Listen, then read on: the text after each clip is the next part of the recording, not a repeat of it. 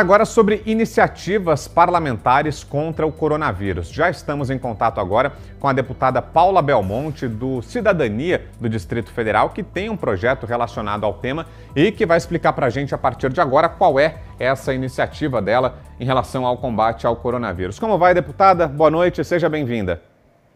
Boa noite a todos, boa noite Zé Maria, boa noite Augusto, boa noite a toda a população que esteja nos escutando. Deputada, conta pra gente. Isso, queria que a senhora contasse então qual é o projeto, por favor.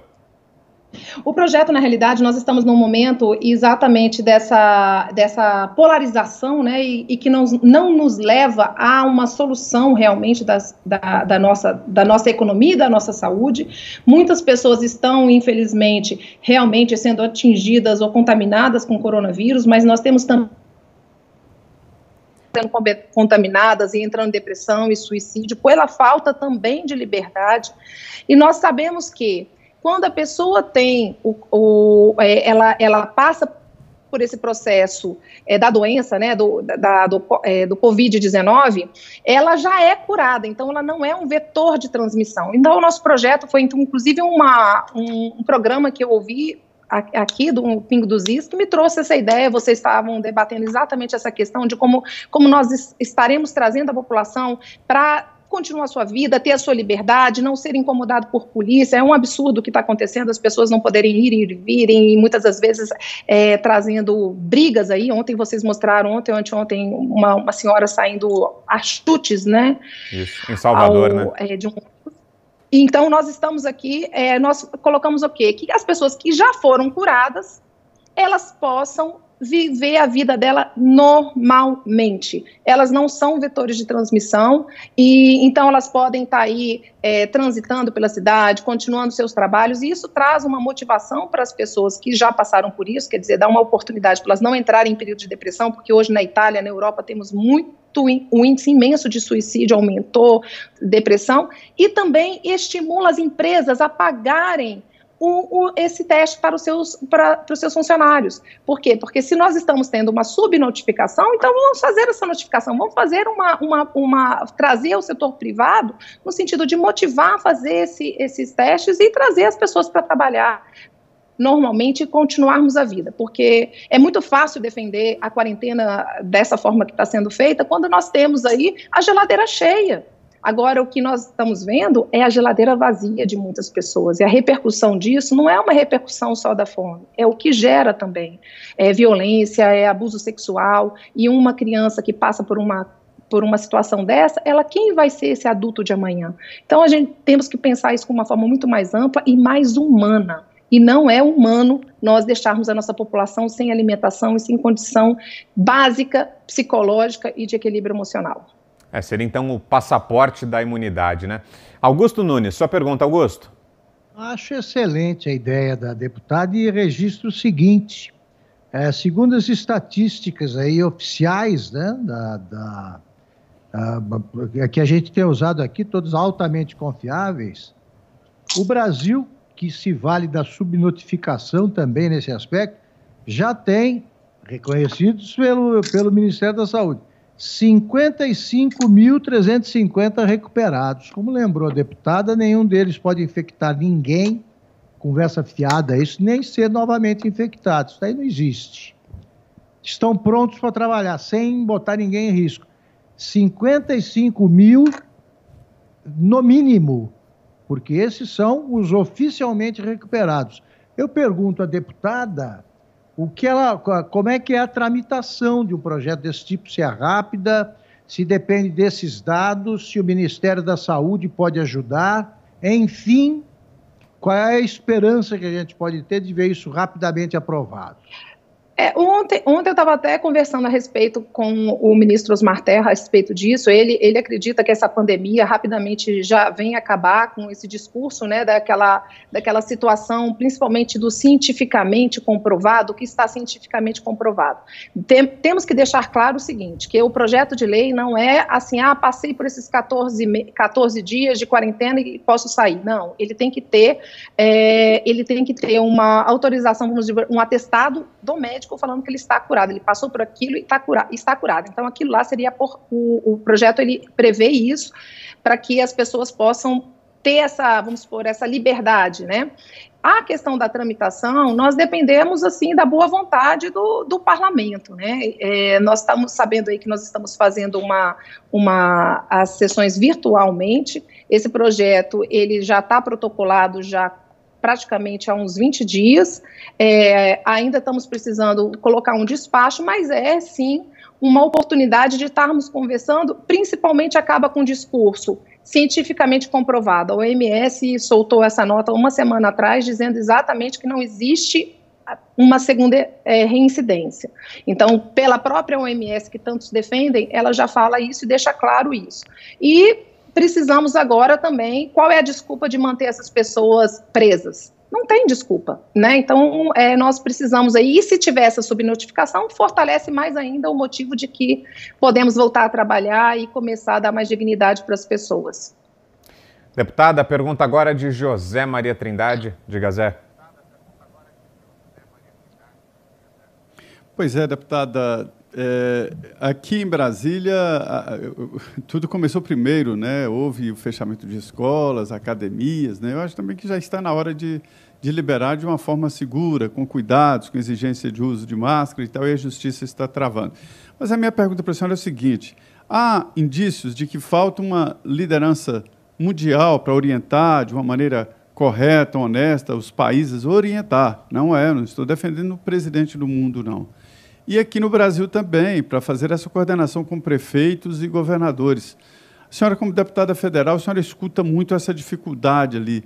O que está faltando para que possa fazer uma coordenação unindo aí prefeituras, estados, e numa tentativa de definir linhas de orientação para municípios maiores, menores, apoio, está faltando apoio aos estados e municípios? O que está faltando? Que tipo de liderança é essa?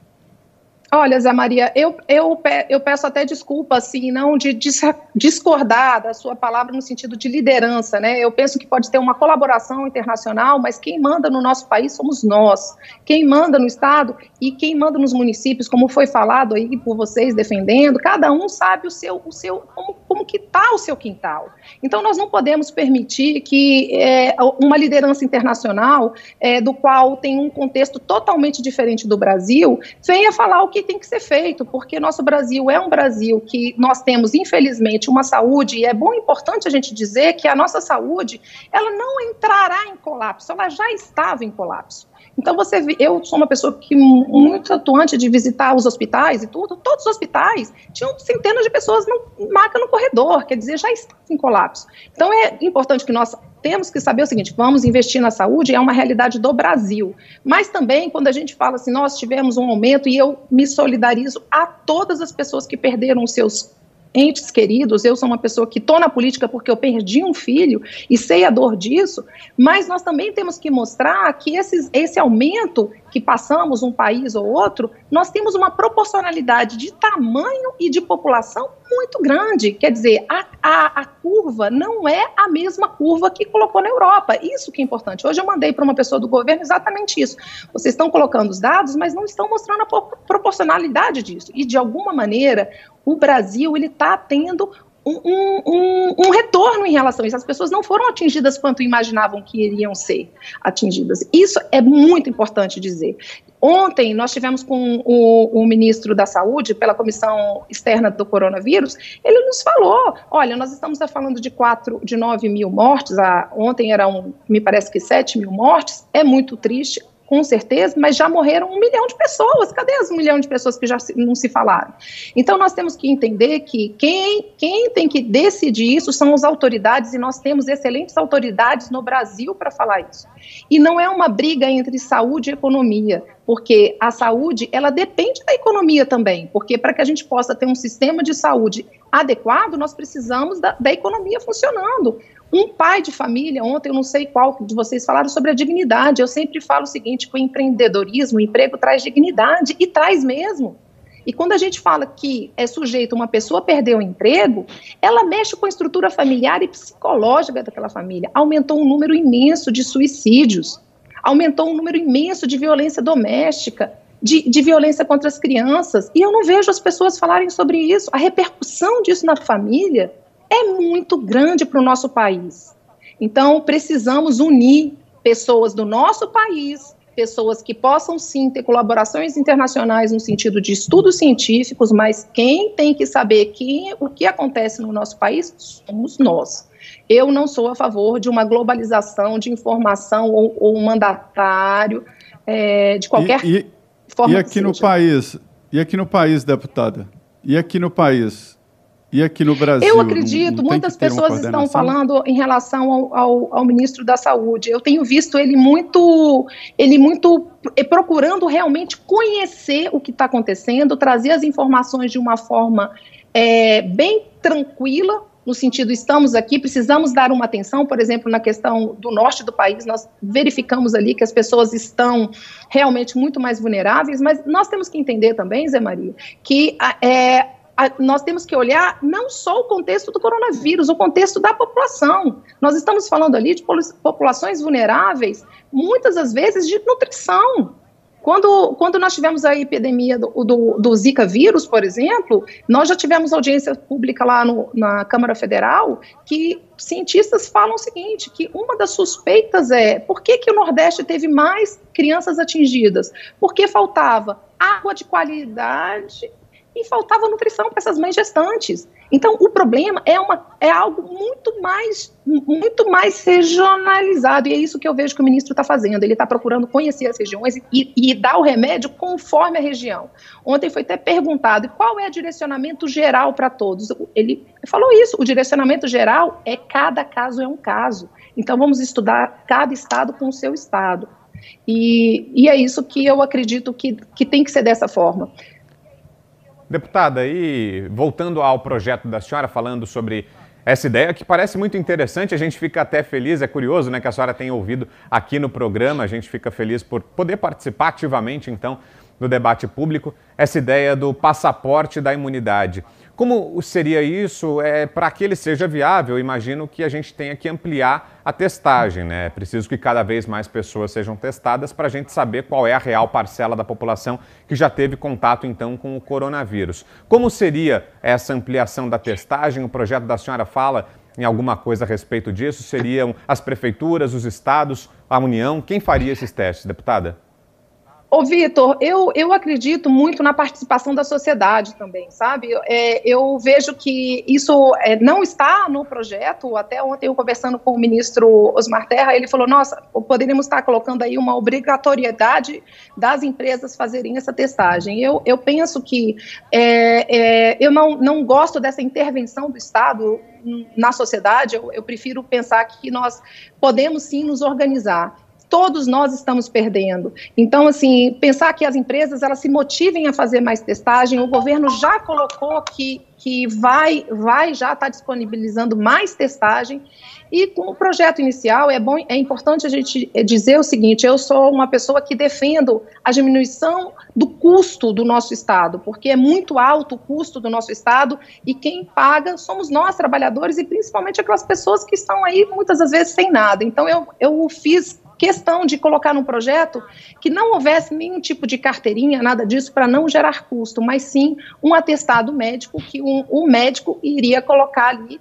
que ele estaria atestando que a pessoa já passou pelo período de quarentena e que ela está curada, e aquele atestado estaria valendo como o passaporte, como vocês disseram, Vitor, da liberdade, né? E que na realidade essa liberdade já é uma liberdade que está assegurada na nossa Constituição Federal. É verdade, a senhora falou em empresas, registro que aqui na Jovem Pan, por exemplo, a gente foi submetido a testes, houve aplicação em toda a nossa equipe aqui, eu passei, pessoal da equipe técnica, administrativa, artística, enfim, todo mundo foi testado e quem testou positivo foi para casa, enfim, é isso que está sendo feito, é isso que tem que ser feito mesmo, né? Quero agradecer aqui a deputada Paula Belmonte, do Cidadania, esteve com a gente aqui. Obrigado, viu, deputada? Boa noite para a senhora, bom final de semana. Eu agradeço mais uma vez e que Deus abençoe vocês e abençoe o nosso país, ilumine as pessoas que estão aí na linha de frente. Contem comigo sempre. Assim Obrigada. seja. Obrigado.